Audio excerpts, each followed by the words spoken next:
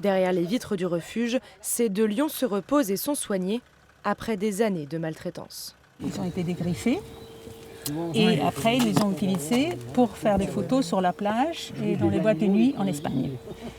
En plus, quand ils sont petits, ils sont sans défense, c'est comme un humain, un bébé à eux.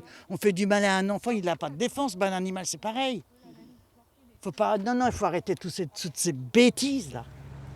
Dans ce parc, près de 500 animaux sauvages et domestiques sont recueillis, saisis par les autorités, maltraités chez des particuliers ou encore issus du trafic animalier. Tous ont besoin de soins. On a eu par exemple, il y a 2 jours, un tamarin qui nous est arrivé, qui a été élevé à la bretzel. Bon, c'est catastrophique, voilà, il est en carence totale, enfin il faut essayer de tout rattraper. Donc, quelque part pour nous, il y a aussi un enjeu qui est crucial, c'est-à-dire est-ce qu'on va arriver à faire survivre l'animal ou est-ce qu'on va arriver à le sauver? Pour l'ouverture, les visiteurs étaient au rendez-vous. Payer son billet aujourd'hui, c'est aussi une façon d'aider, car tous les fonds sont reversés aux soins des animaux. C'est quelque chose qui sort un peu de l'ordinaire, c'est pas des zoos, on va dire, classiques. Donc c'est vrai que je trouve que ça, c'est des super initiatives, c'est vraiment très sympa.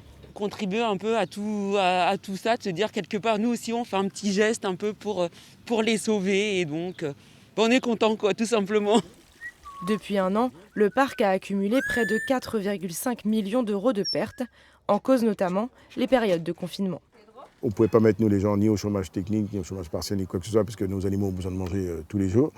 Et donc il faut s'en occuper tous les jours. Donc on avait les mêmes charges, avec zéro revenu. Ici, quand on tourne la clé tous les matins, ça coûte 15 000 euros. Pour sa première journée d'ouverture, le refuge a accueilli près de 500 personnes. Les gestes barrières et le port du masque sont en vigueur sur le site.